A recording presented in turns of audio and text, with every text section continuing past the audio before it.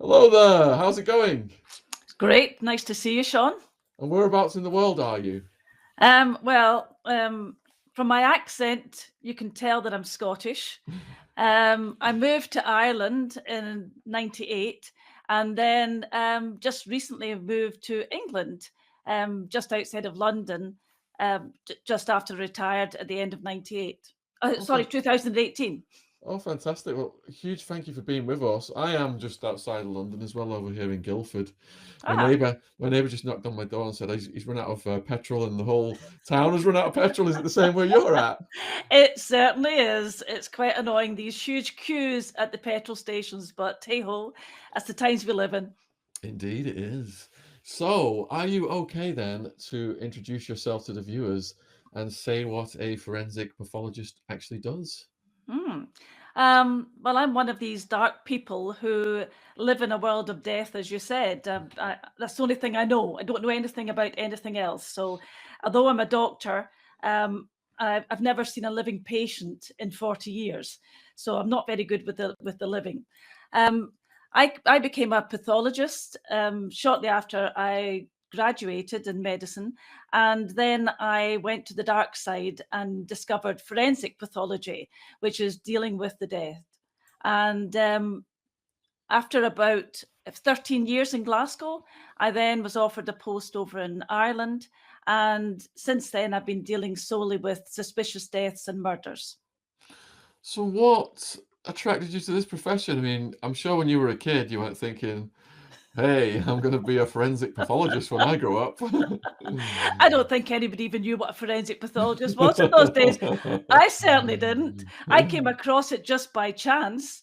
And when I was fishing about, thinking, what on earth am I going to do? I'm not very good with the live patients. Let's try and move to be one of the backroom boys. And by sheer chance, I asked to be seconded to the City Mortuary in Glasgow, which was a weird little building, a little brick building just beside the High Court in Glasgow.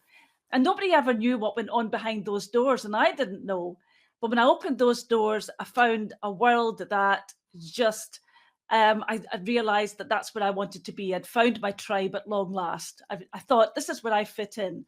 This is where I can do some good. In this profession, did they just throw you in at the deep end and you have to, do whatever it is you do? Or do they actually like train you and prepare you and get you ready before you're actually confronted with that? Good point. Nowadays, there's intensive training, and all of our trainees go through, a few years of training. When I started out, and that was way back in 1985, a long, long time ago, there weren't really the training programs that there are today. So it was an apprenticeship in those days, and so you were just running after somebody. And luckily, the Scottish system is extremely good in that all evidence has to be corroborated. And so you always have to have two. You have to have two policemen. You have to have two pathologists. So there always has to be two people, one backing the other up. And that's a fantastic way to learn as a forensic pathologist, because you're, from the word go, you're in there and you're part of it, but you're learning all the time. And the more I saw, the more I learned, I just thought, this is fascinating. It really is. It does sound fascinating. So let's get into some details then without giving people nightmares. Could you take us through your first job with a corpse? Um, well, my very first job with a corpse was a long and tedious session because I had no idea what I was doing, and it took me a while to get it into my head that the person was dead and I wasn't going to do them any more harm. So that was the first post mortem that I'd ever come across. Because when you're a young doctor, people don't talk about patients dying. They've spent 6 years training you to keep people alive, and so they don't talk about, sometimes it doesn't work out the way you wanted it to. So nobody ever mentioned people dying. So it became a big shock to me when I became a doctor, to find out that patients died. So when I came into pathology, I hadn't really seen post-mortems before. And as I say, the first one took me a long, long time to work it out. And I didn't work it out, I got it wrong. But when I went into forensic, the first case I was sent to, I was just told, it's not far away, it's in a tenement down the road and you'll be fine. and I had no idea what I was going into.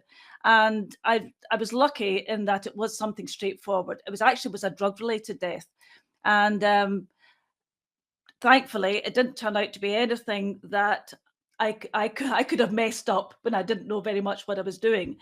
And again, it was something that I had to just get used to because the body had been there for months before it was discovered. And so it wasn't a pleasant experience.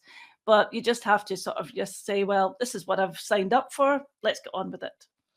So how did that body get detected then if it had been there for months? The smell.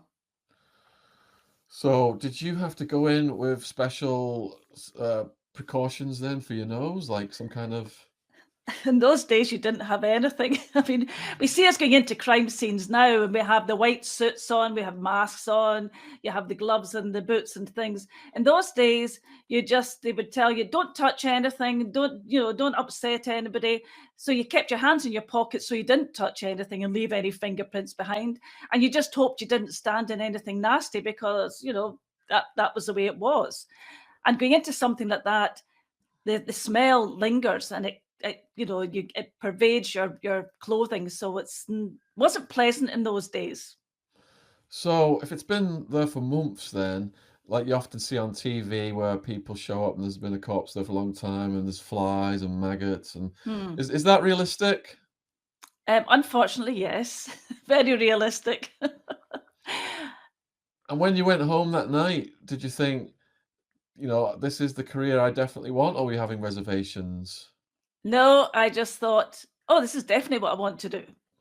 That just cemented it. I just said, oh, this is something, completely different from what I'd ever done before. But it was something that I thought it's really interesting. It's like a puzzle. You're constantly trying to work out through puzzles. Somebody's dead. What happened to them? Can you work it out? And that was just, suited me down to the ground. For a body that's deteriorated for months then, when you arrived on that scene, how long did it take for you at that tenement, I think you said, to figure out what had happened? And what did you actually do to come to that conclusion? Well, to be perfectly honest, Sean, I had no idea what was wrong with the man. I mean, I knew he was dead, and he'd been dead for some considerable time. But at that stage, because of the deterioration of the body, it's very difficult to tell anything, particularly at the scene where you're very limited to what you can do and things are very cramped and you don't want to get too close. So it was only when I got the body back to the mortuary and we started to look at the body in detail, we discovered that he hadn't been shot, he hadn't been stabbed. He hadn't been clubbed over the head. And it's going through, sort of saying, well, it wasn't this and it wasn't that. And it wasn't until we took some samples and sent them to the toxicology lab and they come back and they were positive for drugs, that we realized that this was a drug-related death. So what has been the most challenging one to figure out? Were there some that you just couldn't figure out in the end, or does that not happen?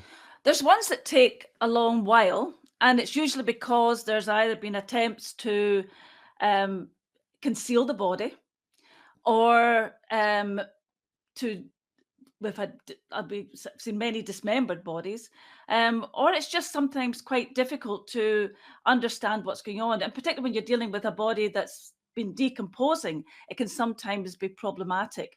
Bodies coming out of water as well, it can be a difficult process trying to work out what could have happened to this person.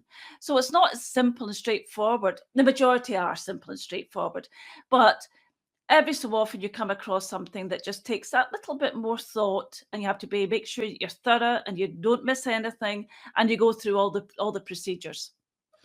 And what are the highest profile cases that you've worked on? Well, most of the high profile cases probably weren't that high profile, and they certainly wouldn't know anything about them in the UK because most of these happened in Ireland. When I was in Glasgow, before I left Glasgow, it was just coming into the, sort of, I came in and I started forensic in 1985 and I left in 98. And during that time, there was a change in the types of cases we were seeing, and we're beginning to see more gangland murders. And it takes us back to the era of Arthur Thompson, his son being murdered. Then there was the repercussions, and we had Handlin and Glover. And so the gangland stuff was beginning to spiral just before I left, and we're beginning to see more of those type of cases. And of course, those are the ones that do get a lot of publicity, and that's the ones you read about and everybody knows about. But when I moved to Ireland, I discovered that Ireland have a fascination with death. So any case becomes very high profile. Every murder is high profile. And in a way, they all are. They're all one as important as the other. But a lot of the ones that get a lot of publicity would be ones, particularly where women are found murdered. And in the majority of cases, it's the partner, the husband, or someone very close to them. And these would get a lot of publicity in Ireland. So a lot of these cases, everybody would know about.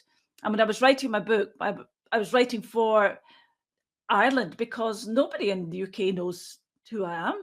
I mean, in Scotland, when I worked in Scotland, they maybe had some people had an inkling. People working in the news would perhaps know who I was, but the man in the street would have no idea who I was. Whereas in Ireland, I walk down the street and everybody goes, "Hi, Mary. Hello, Mary." I go into the courts and there's people who maybe I shouldn't be, sort of mixing with, are going, "Hi, Mary. How are you doing? How are you getting on there?" And everybody gets to know you because you become the face of murder. You become the face of death. And so, as I say, everything becomes then very high profile. So were you the forensic pathologist on any of the Thompson corpses? Yes, I did Arthur Jr., and then I did Hand and Glover, and I actually did Arthur himself. He wasn't murdered, but so I became the Thompson pathologist, if you like. Good grief, what did Arthur Senior finally die of then? My recollection is it was the old staple in Glasgow, the heart. Right, and how do you He know how did old he have was? one. Do you know how old he was? Do you know how old he was approximately? Oh, he must have been, I would have thought he was in his 60s now. It was a long time ago. But so yeah, he was an elderly man, and died from old people's causes. Simple as that. So I published one of the audiobooks for Paul Ferris, and I believe he Mm. was a suspect for Arthur Jr.'s death. So when you examined Arthur Jr.'s corpse, what were the tells of how he died? Well, he'd been shot. Oh, he'd been shot. Okay. Yeah, yeah. And as I say, this was the era where the gangs were now beginning to adopt weapons. Up until then, Glasgow was Stab City. Everybody was armed with a knife or a razor, and that was what Glasgow was known for. No mean city. And then, just as I say, into the 90s, it was beginning to change, and guns were becoming available, and some of them were adopting guns. And then when I moved to Ireland, it was the same. I saw the same change, but there was a lot more gun crime in Ireland than there actually is in the rest of the UK. It's quite interesting, actually, why that should happen. So when someone's been shot, then like Arthur Jr., do you have to like retrieve bullets from the body and stuff and pass that on so it's evidence for the police? Yeah, I mean, those are the kind of cases from the pathologist point of view that are probably quite straightforward as to what the cause of death is. You're not telling them anything they didn't know, but still having to gather the evidence which will help with the investigation. And of course, in gun crime, what they're trying to do is link crimes with a particular gun, and so that they do that through looking at the bullets and looking at the markings in the bullets to see if that corresponds to other bullets that retrieved from other cases. And you do find that, guns get passed around and they're used in various crimes. And so you can see the telltale marks of that. So what was the third name you said that was involved with the Thompsons that was a corpse that you examined? What was there was a name you mentioned earlier? Oh, the Hanlon and Glover. Who was that? They were two gangsters in Okay. Glasgow who were um, they were probably working with and against one another. I mean, there's not any real allegiance. The people move from whatever group to whatever group depending on the circumstances. And I think they had been. It was thought that I think that they had been involved in young Arthur's murder, and I think this was a retaliation for that. Um, there's another one of those crimes that never gets satisfactorily concluded. But we know from the dogs in the street that there are some links between these people. So another book that we've helped get published was The Murder of Sophie, which is the case in Ireland. There's 2 TV series out about Sophie de Plentier. Are you familiar with that case? Well, that was how I ended up in Ireland, because the state pathologist who was there at the time, Jack Harbison, he was on his own and he was covering the whole of the south of Ireland, and there were difficulties getting him to that scene. And as a result of that, they said, we need more than one pathologist in Ireland. We better get another one. And so I got the phone call saying, how do you fancy coming to Ireland? So Sophie was the reason I ended up in Ireland. But I mean, it's a very well-known case in Ireland. So you did examine Sophie's corpse? No, I didn't see Sophie's corpse. It was my predecessor who had done the examination, and I only came in following that. I was the knee-jerk reaction to there not being somebody there in the early stages of the investigation. So they thought better get another pathologist in to help Jack Harbison. So that was why I was recruited. But no, I didn't see Sophie's corpse. Well, extremely brutal the way she was killed. Yes. Do you think that the journalist did it, or do you think that he's innocent? There's a lot of speculation online right now. There is, and it's really quite interesting what camp people go into. I don't think he did it, but then I'm not a detective, and and thank God I'm not the one that's doing those kind of investigations. But I just think it's a very interesting case. It's intriguing. And I just think that he's such a narcissist. He loves the publicity. He's enjoying this, and he's enjoying, being still living in the same area. It's really quite incredible. You would think that if you had done it, you would disappear off and go and hide under a rock. Well, that's what normal people would do. But then, It's interesting that he was found guilty in a French court, yeah. but could not be extradited, so he's still out there But fighting.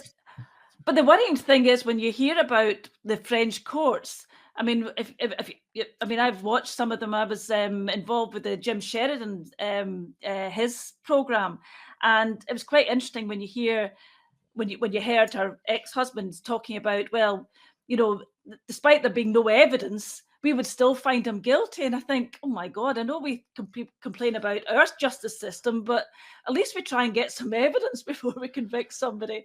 That was I just thought, oh my God, I didn't think it was quite so bad over there. Yeah, it was Jim Sheridan's brother, Mick Sheridan, that wrote The Murder of Sophie. That's who we helped get that one out. But you've got your book, Beyond the Tape. What made you want to write the book? It's like everything in my life. I have no thoughts at all about what I'm going to do next, and I just go from, oh, that sounds interesting. Oh, that's an interesting proposition. And when it was announced that I was retiring, a few publishers approached me, and I said, oh, well, I don't know. I don't. It's not what I do for a living. I write reports, but they're very specialised. It's just talking about dead people. They said, well, that's what we'd like you to do, is to talk about dead people. And I went, I tell you what, I'll give it a go. I can't say that it'll be any good. And if it's not any good, just tell me and just say to me, no, thank you, but no, thank you. And I'll go away and I won't be upset. And so I just thought, well, I'll have a go at it. And they liked it. So I thought, well, there you go. Be that as it may.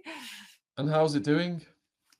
Well, in Ireland, it was did very, very well. It's been in the best-selling charts for the last year. So it was only released here in the UK this month. So we'll see how it goes. But hey, I mean, again, I've had my career. So if it does well, great. If it ends up in the bargain bin, I won't cry over it. So we're going to put the link for Beyond the Tape in the description box below the video. It's already there if you're watching this on YouTube. Huge thank you to everybody watching this on all the various platforms.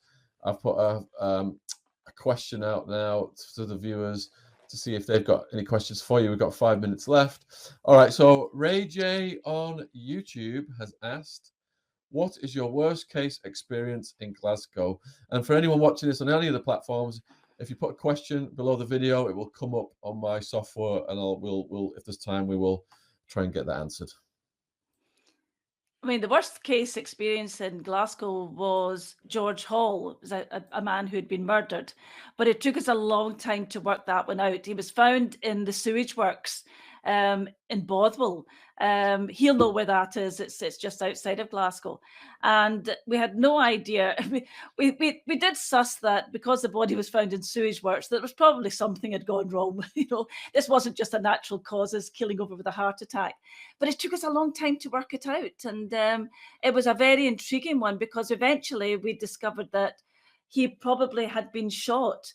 And I discovered after weeks and weeks, because in those days we didn't have access to, all the technology that we have nowadays. And trying to get somebody to x-ray a decomposed body is not that easy. But eventually we did talk the dentist and the forensic dentist into doing it. And we found a bullet lodged in the back of his throat in the spine. But that took us a long time, but it was a really interesting case. So that was one of the ones that we had that was from the Glasgow side of things, that was an interesting one. Ash wants to know, what is the weirdest thing you've ever found inside a body?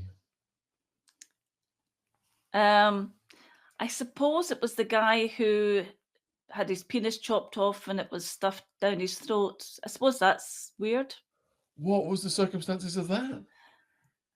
Well, they'd obviously hacked somebody off somewhere along the line. Somebody was obviously a bit miffed about him.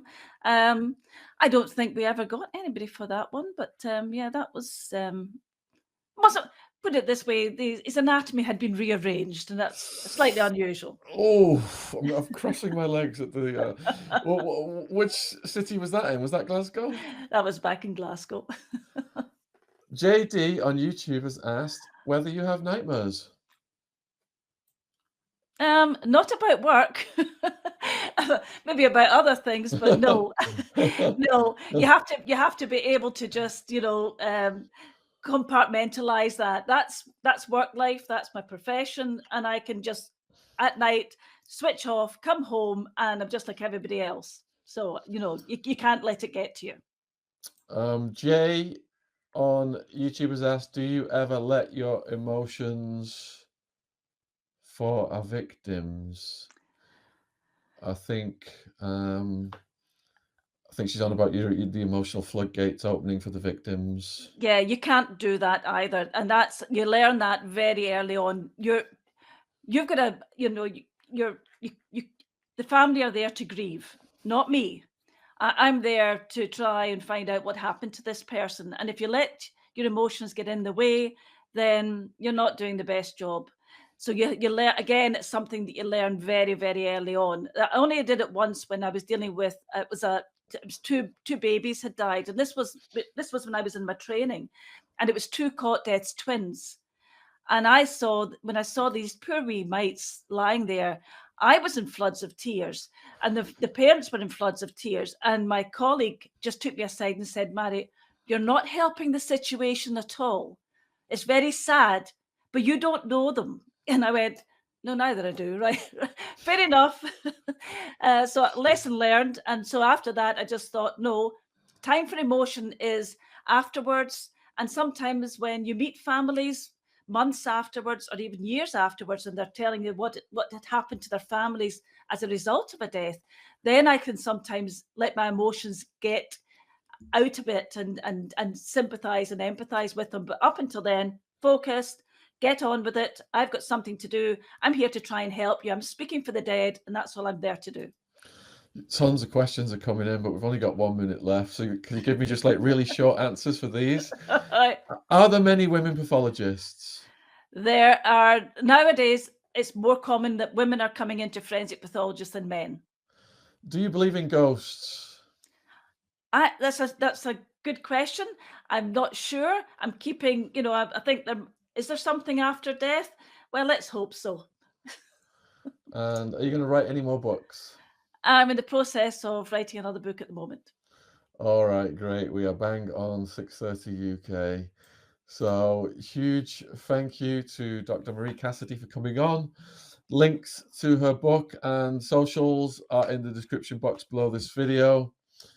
Hope you have a great rest of your evening just outside of London. and we all get the petrol back soon. So thanks very much for coming on. It's been fascinating. Thank you, Sean, and good night to everyone. Good night. Cheers, me. Cheers. Bye. Bye.